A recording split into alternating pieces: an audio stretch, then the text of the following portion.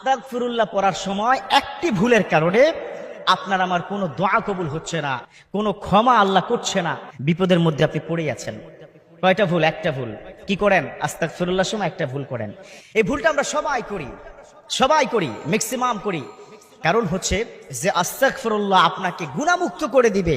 যে আস্তাগফিরুল্লাহ আল্লাহ শুনতে দেরি, আল্লাহ ক্ষমা করতে দেরি হয় না। সে আস্তাগফিরুল্লাহ শুনলে আল্লাহ রাগ করেন। কি ভয়ঙ্কর কথা বলেন তো। অতএব আমরা এই আস্তাগফিরুল্লাহর সময় এই ভুলটা আর করতে চাই না। বিশ্বনবী তিনি কি বলেছেন? যদি কোনো বান্দা, যদি কোনো উম্মত সে যদি আল্লাহর কাছে চোখের পানি ছেড়ে দেয়, আজকাল তো চোখের পানি আমাদের হায়ার করে কি পাওয়া যায় না, তাই না?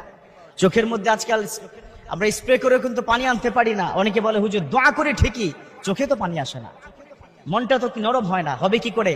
এই কনক্রিটের দুনিয়া, এই পাথরময় দুনিয়া, দিলটাও কিন্তু পাথর হয়ে গেছে, ঠিক কিনা? আমরা যখন ইবাদত করি, ইবাদতের মধ্যে মন নাই। আমরা যখন তওবা করি, যখন দোয়া পড়ি, তখন দোয়ার মধ্যে মন থাকে না। একটা কথা বলি, দোয়া বা ইস্তেগফার করার ক্ষেত্রে তিনটা শর্ত কবুল হতে হলে। কয়টা শর্ত?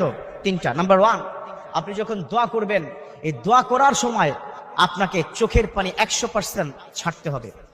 চোখের পানি না আসলে দোয়া কবুল হবে না, এটা নিশ্চিত কথা, এটা হাদিসের বর্ণনা আছে।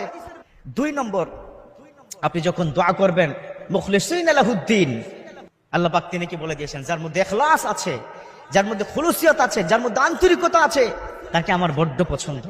অতএব আপনি আমি যখনই দোয়া করব আন্তরিকতার সহিত করব। আল্লাহর কাছে রিপেন্টেন্স করতে হবে, অনুশোচনা থাকতে হবে। অনুশোচনা, আন্তরিকতা যদি আপনার মধ্যে থাকে তাহলে আপনার দোয়া কবুল হবে, তাছাড়া দোয়া কবুল হবে না। 3 নম্বর, ইটস দ্য মোস্ট ইম্পর্টেন্ট, সেটা হচ্ছে আপনার বিশ্বাস রাখতে হবে আল্লাহর প্রতি যে আল্লাহ ক্ষমা করবেন। কি রাখতে হবে? বিশ্বাস রাখতে হবে। আল্লাহ তুমি, আমি জানি তুমি আমায় ক্ষমা করবে, আল্লাহ আমি জানি তুমি আমায় মাফ করে দিবে। এই 3টি বিষয় যদি একসাথে সংমিশ্রণ করতে পারেন, সমন্বয় করতে, আস্তাগফিরুল্লাহর সময় আপনি কি পড়েন? খুব মনোযোগ দিয়ে শুনবেন। আমরা কি বলি? আস্তাগফিরুল্লাহ বলি না? আস্তাগফিরুল্লাহ, অথচ শব্দটা হবে আস্তাগফিরুল্লাহ।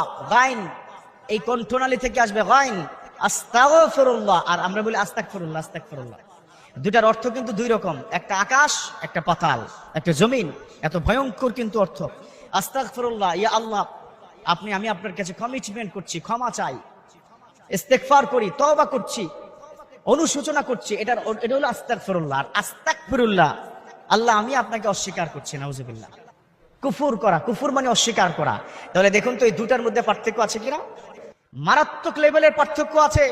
যে শব্দ আপনাকে ধুয়ে মুছে পাক সাফ করে মাসুম বান্দা বানাবে, আর সেই শব্দটা ভুল হয়ে গেলে আল্লাহ গোসা করে আপনার প্রতি গজব নাজিল করবে।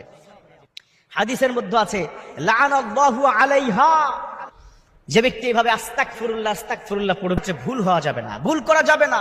এক ছোট্ট উচ্চারণেতে মানুষের লাইফ শেষ করে দেয়। যে কোনো শব্দ, যে কোনো উচ্চারণ, যে কোনো ভয়েসের ক্ষেত্রে এটার কিন্তু অর্থ অনু আল্লাহু আহাদ, আল্লাহ এককে খাও। কুল মানে হচ্ছে খাওয়া, আর কুল মানে কি? বলা। 2টা পার্থক্য আছে কিনা? সো এই কাজটা কিন্তু করা যাবে না। যেই শব্দটা আপনাকে পুরিবে, আল্লাহ আমাদের এই দুটো উচ্চারণ সঠিকভাবে করার তৌফিক দান করুক।